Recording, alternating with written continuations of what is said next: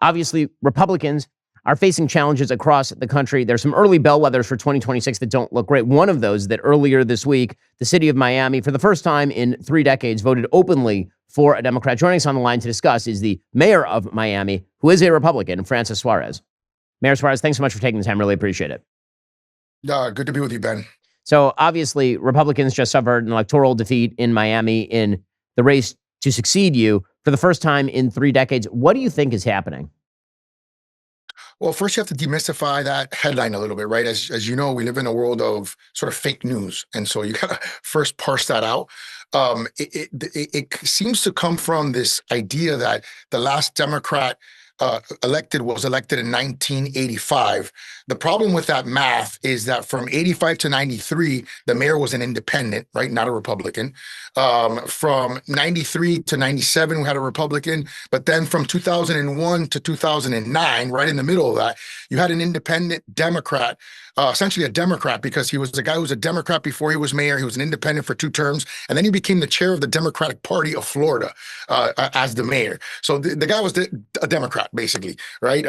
Masquerading as an independent for 8 years. So this idea that Miami now flipped after 30 years is a little bit of a misnomer. And then you have to think the 2 Republicans, myself and my predecessor got elected by 75%. I got elected by 80% and reelected by 80%. So, I got reelected by obviously a cross section of people and parties.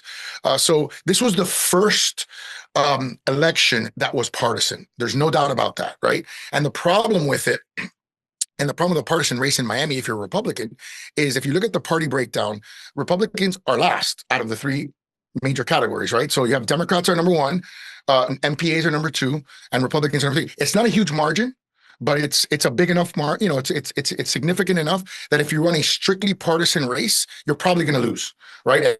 And that's essentially what happened. And I think, my viewpoint on it is if you're going to run a partisan race, you have to, the military term is prep the battlefield, right? You got to have registration numbers that will support running a purely partisan race. That's number 1. Number 2, there is a disturbing trend in Miami and in America, and I think this is part of what you want to talk about. There's a Mondamification of America. There's no doubt about it. And we saw that in Miami. In the primary, which was plus 14 for Democrats. Again, plus 14 is not the differential in registration, which means they got MPAs, right? But the plus 14 in that category of people that voted, they were plus 6 for Mondami. Let me repeat that. In Miami, Mondami was plus 6. Okay, among people that voted in the primary. That is disturbing. That is disturbing at a very visceral level for me as a conservative Republican and Cuban. Right? It's visceral for me as a leader of a city that welcomes the people of the Jewish faith and protects them, in my opinion, like no other city in the planet. So it is extremely, extremely disturbing. And I think it highlights a broader problem. And the problem is that, socialism is the easiest sell in politics. You know what I mean? You just take advantage of discontent, right? You sow discontent, even if you're succeeding, even if everybody's succeeding, right? Miami has the lowest unemployment in America under my watch, the highest median wage growth in America.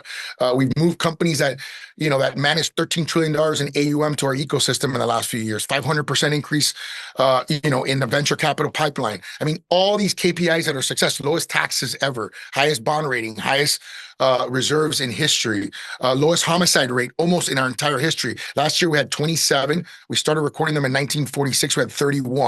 In 1980 we had 220, and this year we're at 25. So incredibly safe, incredibly prosperous. But of course, what happens?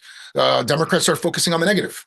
Also, this episode is sponsored by Good Ranchers. You know what I miss most when I'm traveling for work? Sitting down with my wife and kids for a real meal. Not just eating, actually being together. I'm missing them right now. That's why this holiday season, I encourage everybody to give Good Ranchers to the people you care about. Because here's the thing. A Good Ranchers gift isn't just premium, 100% American-raised meat. It's an invitation. The box shows up, someone fires up the grill or preheats a skillet or the oven, and suddenly everybody is gathered around the table, talking, laughing, actually connecting. That's what the holidays are really about. Producer Savvy and her family love Good Ranchers. And her baby, oh my gosh, he is a gigantic baby because of the Good Ranchers. She is sending a box to her mother-in-law for some brownie points. Spend less time prepping holiday meals this season and more time with the people you love. Giving a Good Ranchers box is simple. Just pick a box, add a note, schedule delivery, and while you're at goodranchers.com, grab a subscription for yourself as well. Use my code BEN for $40 off. Plus, when you subscribe, you get free bacon, free Wagyu burgers, or free chicken thighs in every order for life. That is code BEN at goodranchers.com for $40 off plus free meat for life. Goodranchers.com. Let's get back to the table. So the question, I guess, is you were able to win with this huge majority. Your predecessor was able to win with a huge majority. What did Republicans do wrong that they weren't able to run a bipartisan race? Because obviously Democrats have been moving further to the left, but that theoretically should open more room for Republicans to run in the center. So what can Republicans do better as they look forward, particularly, as you mentioned, in areas that are kind of purplish? Because you're right, Miami is not a heavy red area, traditionally speaking. It would be kind of middle of the purple. Well, I think you cannot run a strictly partisan race in a city like Miami, right? And I think that's essentially what the candidate did. He started getting major endorsements from Republican senators from Texas. You know what I mean? Ted Cruz was, I don't have anything against Ted Cruz, but, Ted Cruz is not a Miamian. He's a Cuban senator from Texas. And that kind of focus, his campaign was run by outsiders who obviously don't understand Miami. I think if you really look at the phenomenon of Trump, it's kitchen table issues, right? He was able to get working class people to vote Republican, and when I ran for president briefly, right, my focus was three things: get more Hispanics, because Hispanics are trending more conservative, get more urban voters. Right, you don't have to win Philadelphia, but if you do 10 points better in Philadelphia, you win Pennsylvania, right? And get young voters, which, believe it or not, Biden had actually crushed Trump in young voters in the first go around. So, I think that is something, to get independence, you've got to focus on kitchen table issues like affordable housing, quality of life, low taxes, low crime, and a vision for the future. I don't think the Republican candidate did any of those things. He focused on one very, very minor thing, which, by the way, is very hard to do, which is removing property taxes for the homestead, which is something that DeSantis has been talking about. He was DeSantis supported and DeSantis run in terms of his campaign team. And that's a very narrow issue in terms of the affordability conversation, right? That's just for homeowners who happen to have a homestead, right, and not have to pay taxes, which, by the way, is great. I support it. Obviously, I would love to, as a homeowner, I would love to not have to pay taxes on my homestead, right? But it's not going to solve the affordability issue. And I'm not saying that government has to solve it. But certainly what Democrats do better than Republicans is they talk about it more, and they talk about it. I don't think that necessarily means that they have good ideas. I actually think their ideas are pretty terrible. But the focus is on it. And listen, people want solutions. So if someone's talking about something and focusing on something, they're probably going to gravitate to that, especially since socialism, as you know, promises things that not only don't deliver, they actually make you go backwards, but they sound good, in rhetoric. So, Mayor Suarez, one of the issues that Republicans have as an issue coming up is that while President Trump did really, really well with Hispanic voters in the last election cycle, the polls since the election seem to be trending the other way. It seems like there's a significant drop-off in support among Hispanics for the Republican Party. Why do you think that's happening? I think immigration is a big issue. And I think I'm interested to see where the president ultimately lands on this issue. Obviously, we've been seeing a lot of stuff on the enforcement side. And I think people generally are supportive of that, right? Like, in the sense that we don't want to have a porous border. We don't want people who are here illegally in our country who are committing crimes. We don't want them. And then there's everything else, right? And I think there has to be a coherent conversation on this issue that's in the best interest of our country. Right.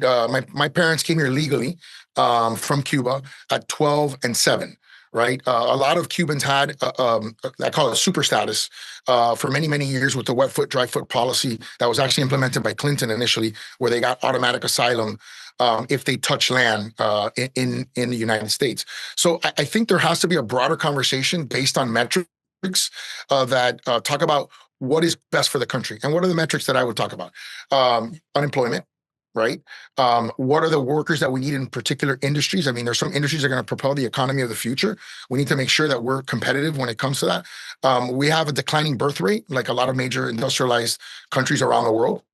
And then we need to focus on, in my opinion, and I think this is part of the Venezuela policy, creating prosperity in our hemisphere, because that will power China, number one, but it will also create less of an incentive for people to leave their home country